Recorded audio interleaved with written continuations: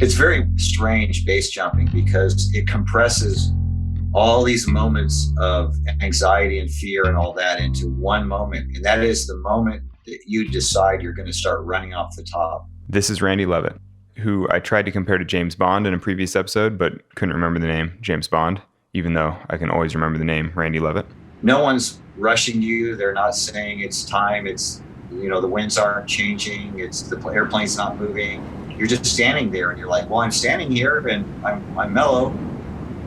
Once you start running, you're not stopping because that downwall diving board is really downsloping. You know that thing. You don't start running off something that's sloping 20 degrees and then change your mind halfway down. You're going to fall stomach to earth like a badminton birdie would and then get into a tracking position. And you want to arch your back and keep your head up so that you don't do an inadvertent front loop. And then after a while, after you gain airspeed, you feel like you're flying. I mean, you are tracking away from the wall at a pretty good rate.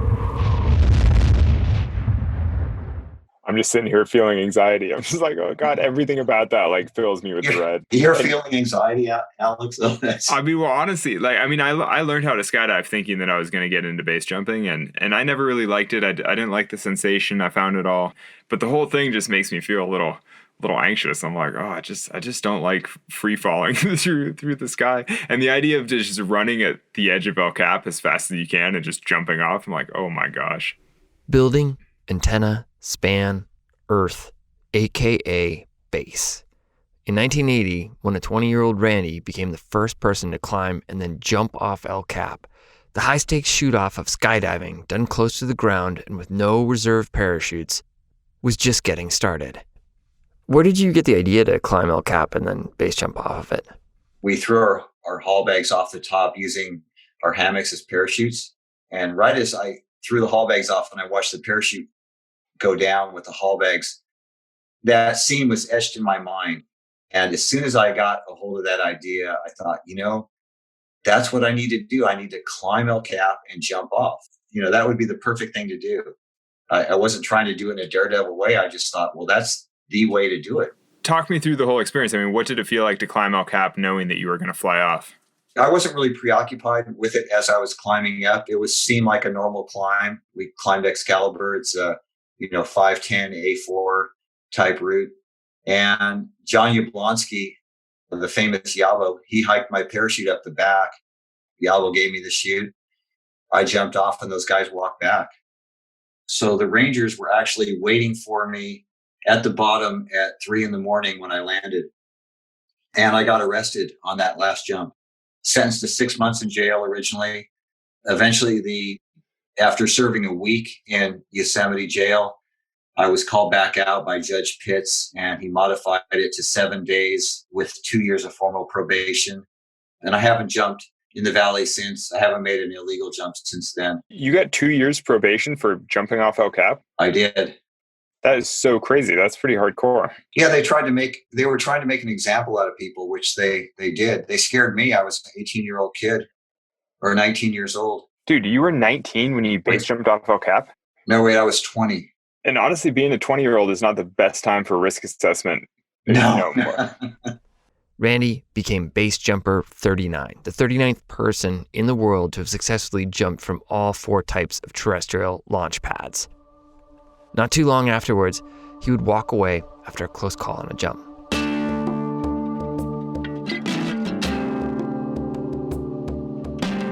Today we take a look at the moment in climbing when the leaders of our sport stepped to the edge and jumped into the golden age of human flight. We talked to Chris McNamara and Steph Davis. Climbing brought a whole new perspective to base, and base did the same for climbing. And with it, a whole new element of risk had arrived in our sport. I'm Alex Honnold. I'm Fitz Cahall. You're listening to Climbing Gold.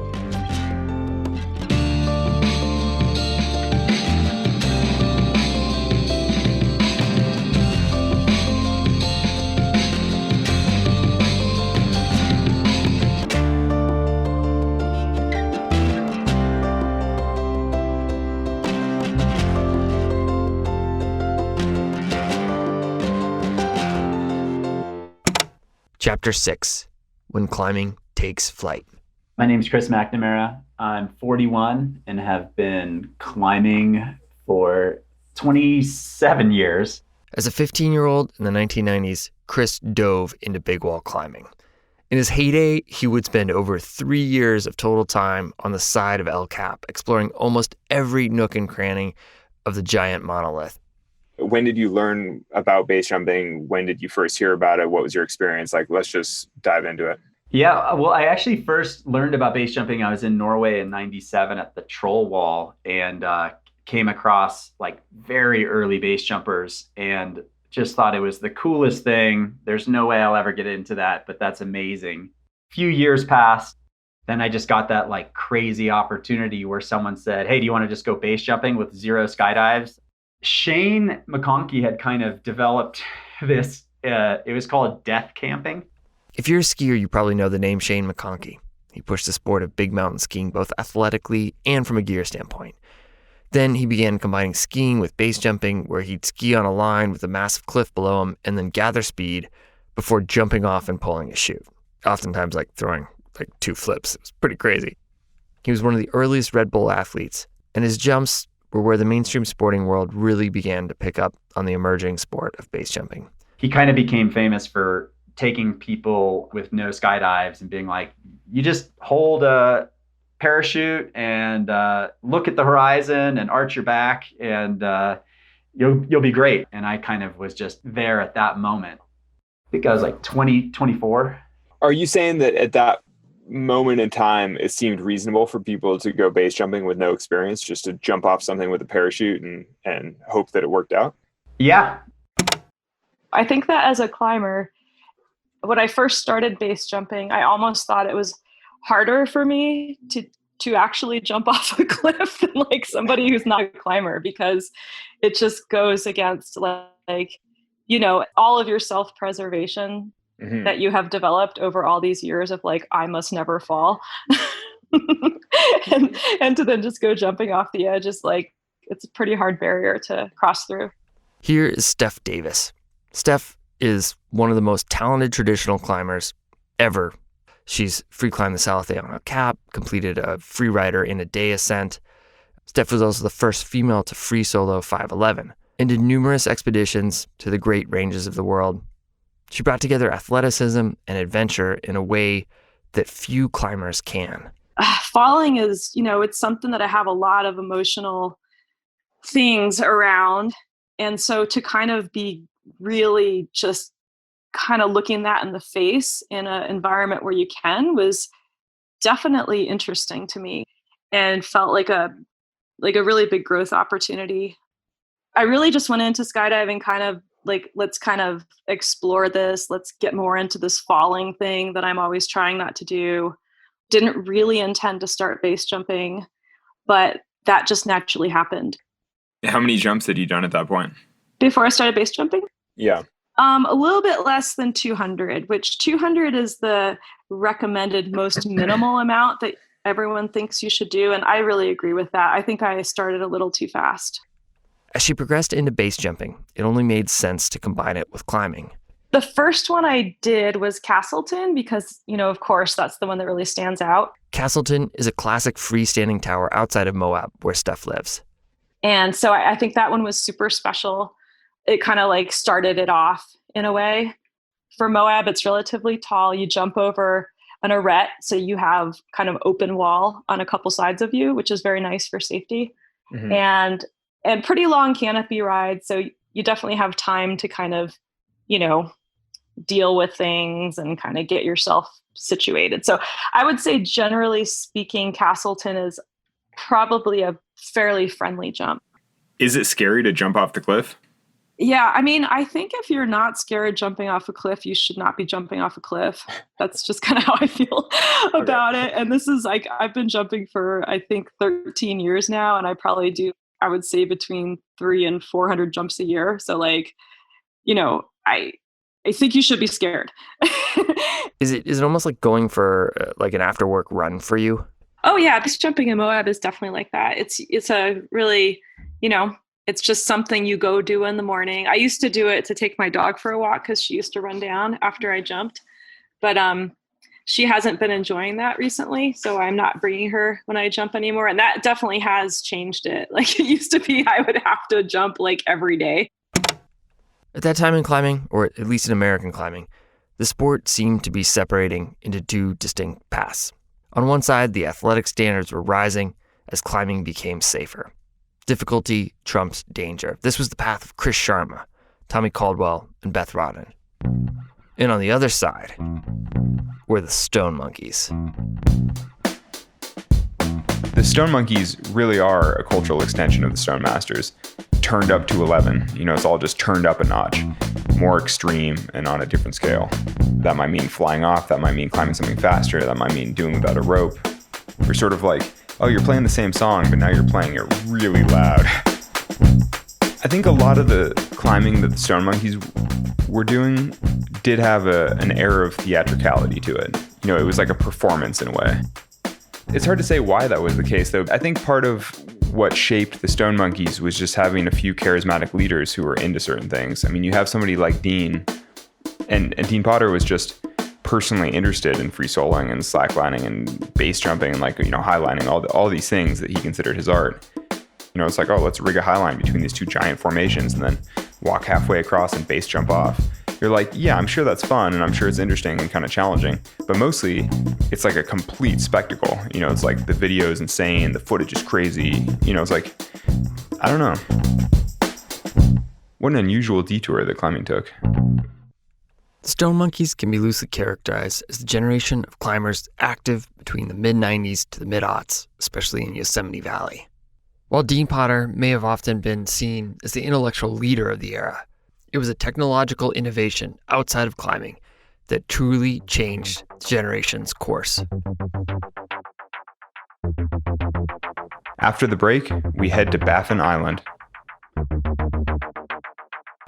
In 1999, the first commercially available wingsuit hit the market for skydivers.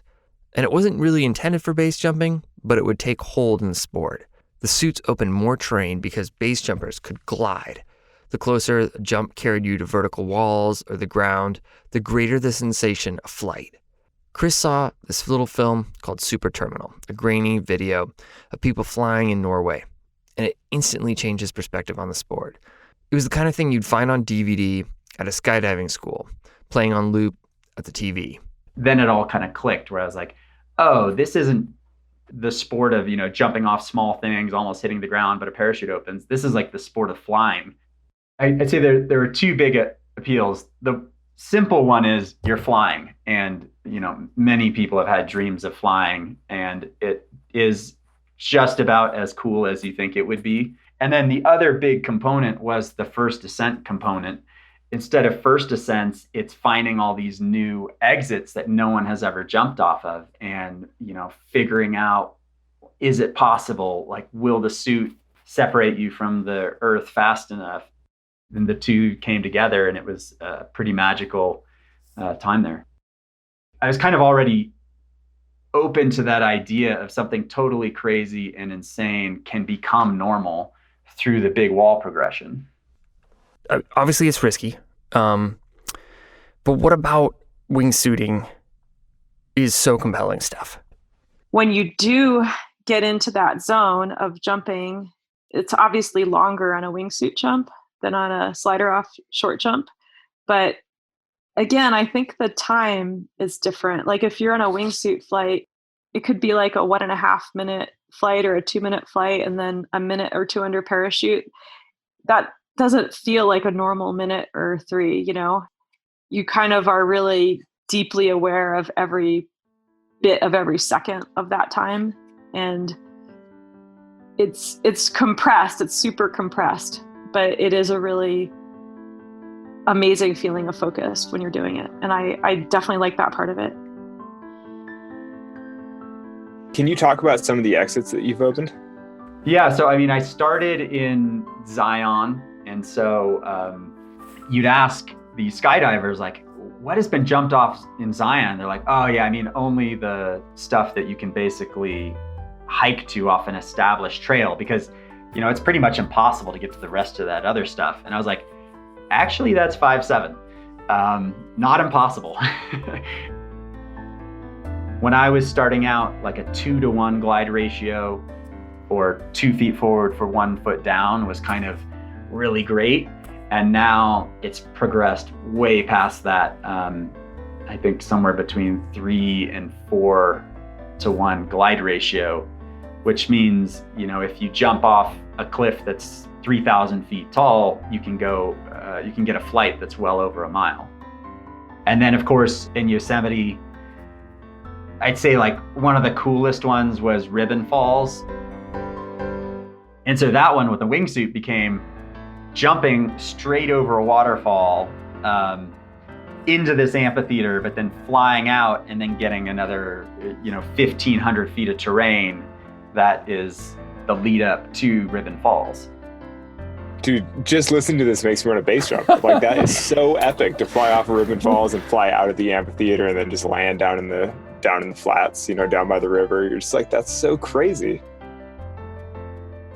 One of my friends who has now retired from base jumping once described a flight off Middle Cathedral where he flew off Middle Cathedral, went backward through the gun sight, which is in between Middle and Lower Cathedral, and then hooked a right and went off Bridal Veil Falls. And I was like, man, the idea of jumping off the top of Middle Cathedral and then flying backwards through a notch and then off Bridal Veil Falls and like landing, sort of in the other part of Yosemite Valley. I was like, that is so crazy. Like, imagine navigating the landscape in that way, to just be using your body as a wing to fly through Yosemite. It's like, it must be this incredible feeling. The Stone Monkeys had missed the golden age of climbing, but wingsuiting gave them an opportunity to reimagine their landscape the same way that the Yosemite climbers of yesteryear had approached El Cap. There was possibility everywhere. On the show, we've talked about how sometimes personalities and generational talents power movements in climbing. And then sometimes it's broader trends in gear or society that power evolution. In 2006, that same year, the Norwegian base jumpers released the Super Terminal movie that changed Chris Mack's life. A couple of big things were happening across society that at first glance might seem like they have nothing to do with Stone Monkeys, base jumping, or any of this. 1, cable internet takes over. People can get speeds of 5 megabytes per second, and with it, HD video. 2, Google purchases YouTube for $1.65 billion in stock and carries the platform out of the Wild West in October of 2006. 1 month earlier, Facebook became available to anyone with a valid email address 13 and older. 3, a small startup camera company out of San Diego releases its first digital camera capable of recording 10-second bursts of footage, and it sells $800,000 of wearable cameras in the first year. In a few years, GoPro is a globally recognizable brand being traded on Wall Street. The infrastructure is in place, the platform waiting, tools ready to use. The internet was primed, and now it needed something for people to watch. A lot of the climbing, and basically the climbing and all the other things that Stone Monkeys were doing were very much stunts, they were like performance art in a way. And without being able to share that with an audience, there isn't exactly a reason for doing them. And so I think that a lot of those things, happened because there was suddenly a new way to document them and share them. Yeah, and I do think there's a level of it that it did resonate too, because it did really seem this like expression of human possibility, of what is the edge of possible and how far can people go. I don't know. And I don't know if that's true. I think it's more... You don't think so? I don't know. I mean, dude, seeing people fly, the wingsuiting stuff, seeing the stuff in the Alps. No, that's true. Humans can do that. Yeah, and Dean had the crazy dream of landing a wingsuit. Basically his dream was to jump off a cliff, fly down, and then land. And had he ever pulled that off, it'd be pretty incredible for a human to fly down off a cliff and then just land at the bottom, without a parachute. It'd be totally insane. But it never quite came together. I think I'd be psyched to try to follow you. Yeah? It's 2007. Chris Mack, he's standing on top of a giant pinnacle of rock. So yeah, you say when. I stepped off that thing, so. If you look down, Yeah. you can see the frozen seas of Baffin Island completely stretching out forever. It's pretty incredible. I'm gonna call this my bird dance. I do it every time. Nice. Chris is with professional base jumper Melissa Burns. Here we go. 3, 2, 1. See ya.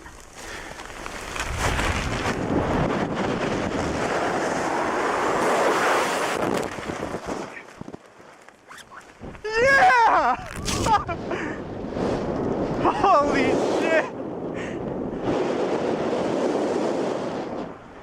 You can hear the elation, the allure, the high in Chris's voice.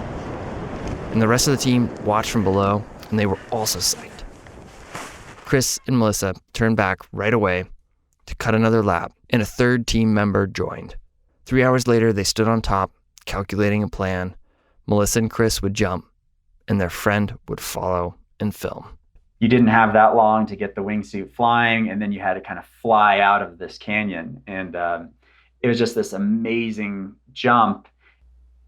He, for whatever reason, wasn't able to get the wingsuit flying, impacted without a parachute. And instantly that changed the whole sport for me from, it seems dangerous, but I don't know if it's really that dangerous, to, oh, wow, people can die right in front of you. And at that moment, it was kind of the beginning of the end. Because for a while, because the wingsuit was so new, you could go to the base fatality list and be like, oh, look, like there's almost no wingsuit deaths. Like maybe the wingsuit's making everything safe. And that's what we were telling ourselves then. There were still so many things that had never been base jumped off of. It was still kind of this golden age in the sport that I still had a few things in my back pocket where I was like, it would still, even though I know this is now, I now have no illusions about the danger of this sport. I've been there when someone died. I've now started to have more and more friends die. I still had these two things. One was the summit of Mount Whitney all the way to Lone Pine. And the other one was no one had base jumped into the Grand Canyon. The Grand Canyon was, it's one of the most iconic national parks in the country, one of the most iconic kind of geographical features in the world. And so it was amazing that you have, hundreds of miles of cliffs, but no one had been able to figure out how do you jump off it and then return safely to where you started. But the reason was there just weren't that many people base jumping at the time.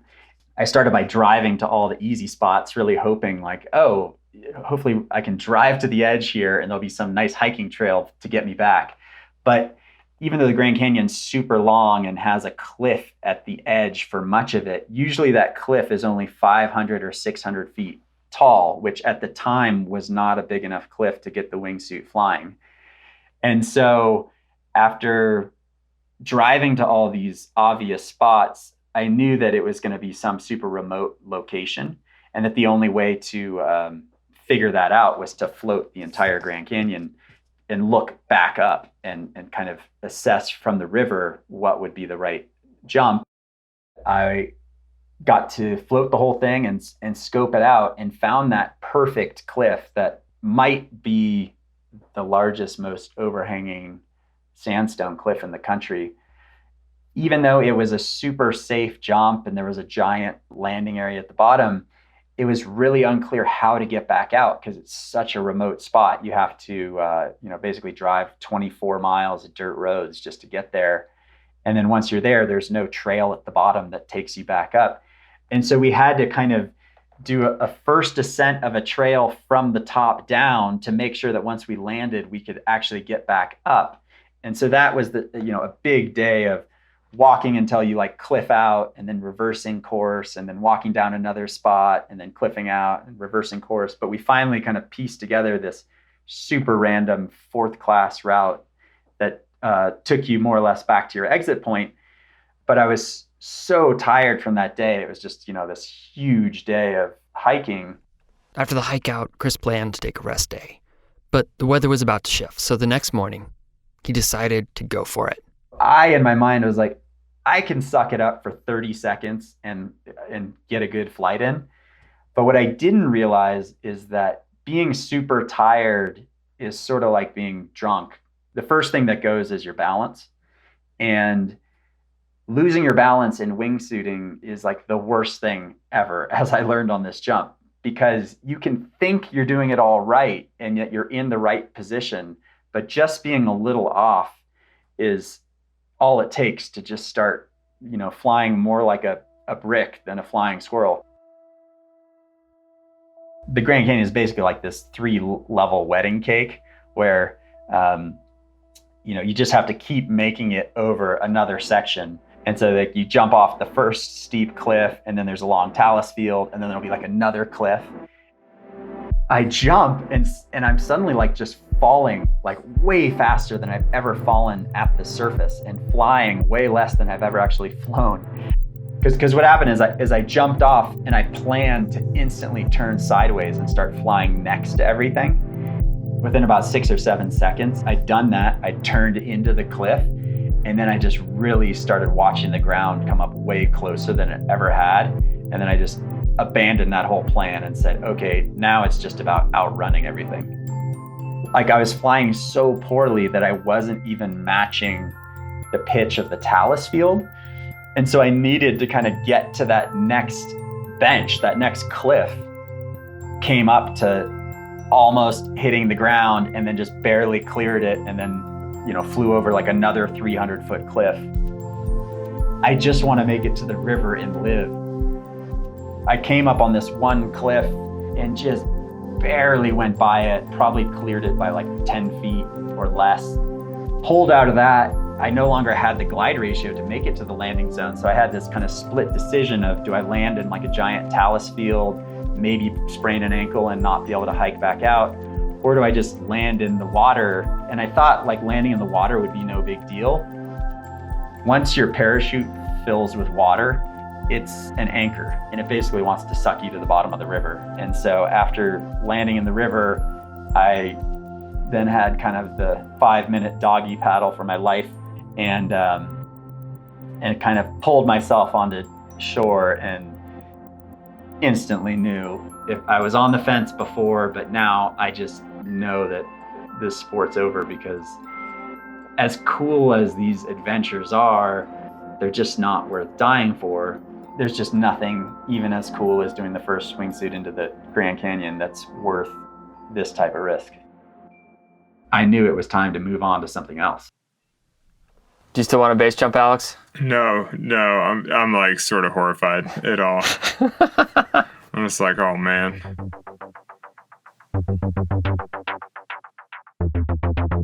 After the break, things go wrong.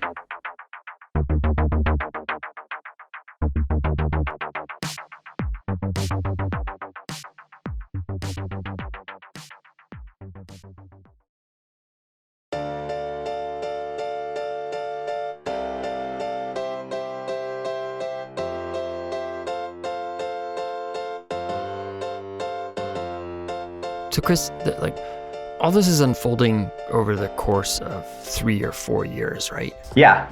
In retrospect, it wasn't that much time. It was just I put basically my whole life into it, because I saw that this was a very rare moment in a sport. I think most sports only get 1 or 2 moments like this, where the progression happens so fast and there's just this buzzing of energy around like, what is possible? We don't even know. And then there's only a few people doing it, and those few people. And so you're all kind of in it together. The base fatality list Chris mentioned is not dissimilar to Accidents in North American Mountaineering, the book that dives into what happened in this year's accidents in the hopes of educating climbers. When you visit the base fatality list, there's a graph tracking the fatalities by year. And if you look at it, you can see both the sport's growth and its cost. For base jumping, in particular wingsuiting, the viral videos that the sport produced meant that suddenly the sport had an audience. With the audience came growth, and the hard truth was that with growth came death. In 2006, there were 13 base jumping fatalities. None were from wingsuiting. In 2016, the number of total fatalities that year hit 37. 24 were wingsuits. And in those figures, there were a lot of legends. In 2009, base jumping took Shane McConkey. In 2013, Mario Richard, Steph's husband, died in Italy in a wingsuiting accident. Richard was one of the most experienced practitioners out there and had pioneered guided tandem base jumping around the cliffs near their home in Moab. In 2014, Sean Leary, one of the most beloved monkeys and greatest talents both on the sharp end and in a wingsuit, died in Zion. In 2015, Dean Potter in Yosemite. We've all lost people from climbing, right? You know, everybody talking on this phone now, and you obviously, the sport of base jumping, you're the love of your life. Does it change your relationship to the activity? Has it deepened it? Has it just been a part of life, or is it just not so connected for you? So pretty early on for me, I started having friends die, and it was really devastating to have that happen, and just kind of had to come to terms with that, you know, that's kind of part of life. And so, because people always ask me that about when Mario died, my husband, and we were together on the same jump in Italy. And at first, a lot of people were kind of having this question mark, like, are you going to keep base jumping? And I mean, almost as soon as I could deal with like walking and like leaving my house, I was jumping on things like the tombstone because I needed to get out of the house. And that's just, you know, a thing I do. So I never have, in recent times, with even like these losses coming so close, I guess I've never had this feeling of like, well, if I stop doing something, I'm going to make bad things stop happening in the world. Like it's unfortunately, it's not like that. And so I guess I don't have that perspective on it, but I've certainly been asked that a lot. Do you think that you'll be base jumping your whole life? I imagine that I will be, but it's hard to say. Yeah, I'm trying to imagine an old lady, you know, exiting the Eiger or something, like some big jumping. I don't know. It's just hard to imagine base jumping late in life. But I suppose, I mean, like you said, it could be done. Yeah, I mean, I have friends who are in their 70s that are wingsuit base jumpers, and it's pretty radical. Really? Yeah. Huh. It's different in Europe. It's kind of interesting too, in light of like the whole recent coronavirus, where we're all trying to understand that risk, and people are having very different responses to it, right? And trying to understand what feels right and how to mitigate it and what to cut out and what not to cut out. It's I guess for me, my perspective on risk is that it's not ever going to be gotten rid of. So I think what's interesting and valuable is focusing very much on mitigating it. And I honestly, that is one reason I like base jumping and climbing so much, because I like that part of it, of being able to do something really improbable and really freaking amazing, and being able to do it in a way that isn't crazy risky, you know, that's sustainable, where you're like, I can do this all the time. And unless something really weird happens, I can always do it all the time because it's great, you know? Chris, obviously there were the close calls, but sometimes people can say, hey, that was a bad day, you know, I'll get back on the horse. Were you just completely done after the Grand Canyon? The scary thing is just how many really smart, super talented people die wingsuit base jumping. And that's kind of what sealed me stopping, is because I never felt like that smart or talented at it. I felt like I was there at the right time. And so to watch really talented people like Dean Potter, like Shane McConkey, who have done so many, you know, calculated, smart things, you know, the jumps that they were doing were just, you know, they were the ones that I never even thought of doing. And then, you know, have this sport eat them up. Like, it definitely changed my whole perspective. It just, to me, it felt like they were about as skilled as you could be. Chris, I'm kind of curious why you think base jumping took over the climbing community like it did at this moment in time. One was, it was the right group of people. Often it seems that in kind of a golden age of the sport, you just need that right cast of characters that can like work off each other, you know. And I think the first ascent aspect of it, or in this case, the first descent, was very real. And people got how cool it was to stare at a map, to stare at Google Earth and be like, man, like most of the world has never even been looked at as far as what you can do with a wingsuit. It's just this blank canvas if you're into finding first ascents. Yeah, it's interesting what you say about the right cast of characters, because I did always kind of think that base jumping really benefited from Dean as a charismatic leader.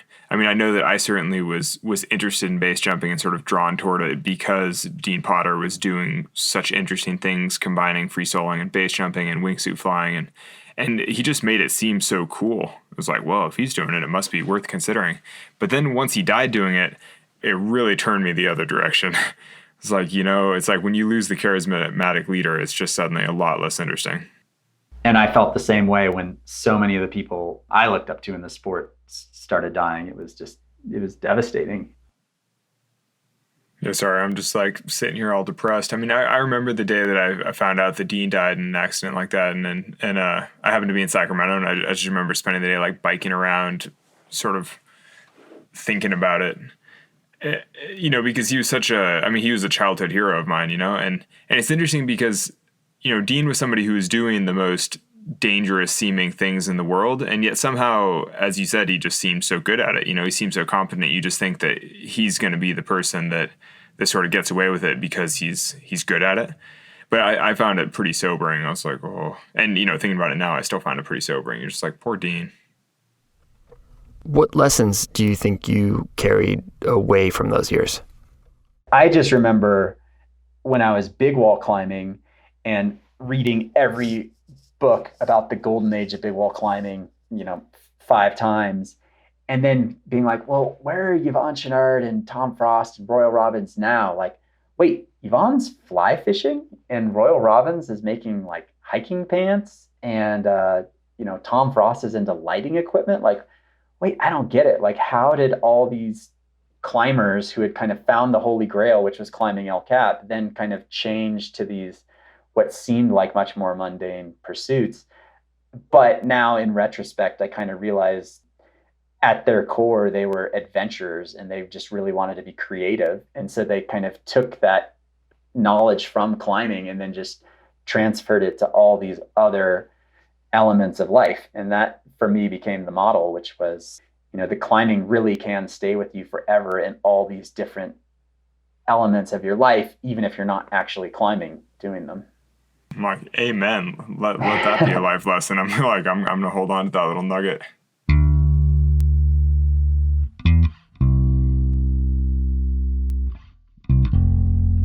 Alex, what do you take away from these conversations?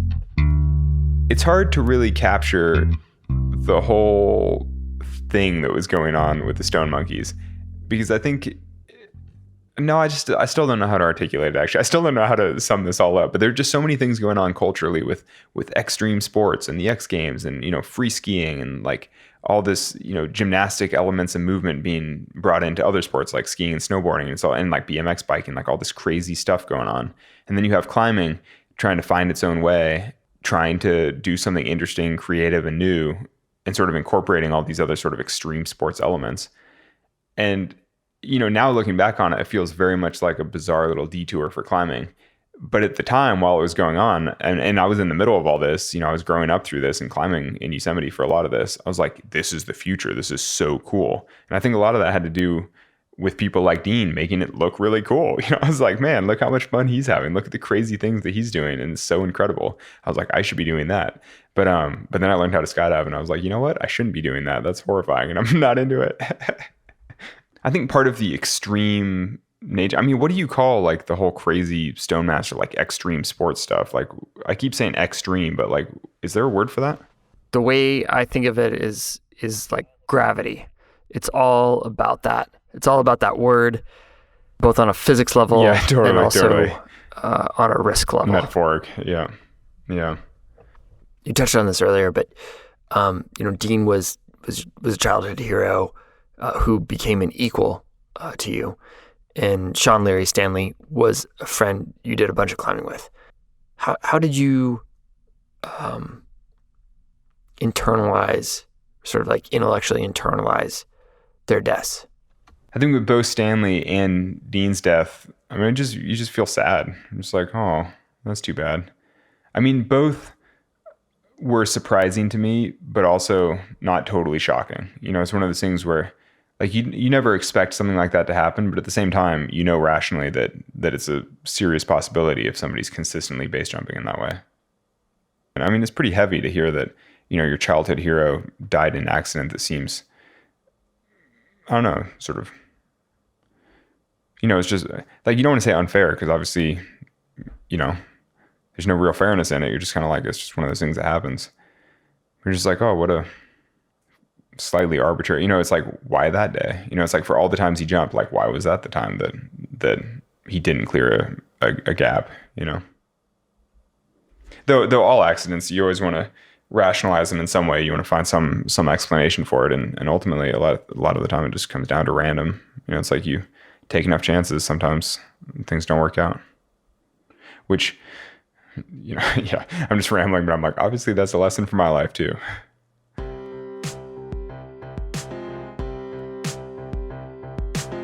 Thanks, Steph, Chris, and Randy for sharing your stories and perspectives. For photos, follow along on Instagram at Climbing Gold, all one word. Climbing Gold is a production of Duct Tape Then Beer. Alex Honnold is our host. Today's episode was written and edited by Andrew Burton and me, Fitz Cahall, with additional editing by Cordelia Zars and Elizabeth Nakano. Music by Brennan O'Connell, Amy Stolzenbach, and me and Cordelia. Art direction and social media by Anya Miller. Our executive producers from Duct Tape Then Beer are Becca Cahall and Lacey Hendricks. And for RXR Sports, Jonathan Retzik and Ben Endy. Please write us a review on iTunes or give us a shout out on social. It all helps. You guys are awesome. Thanks for listening.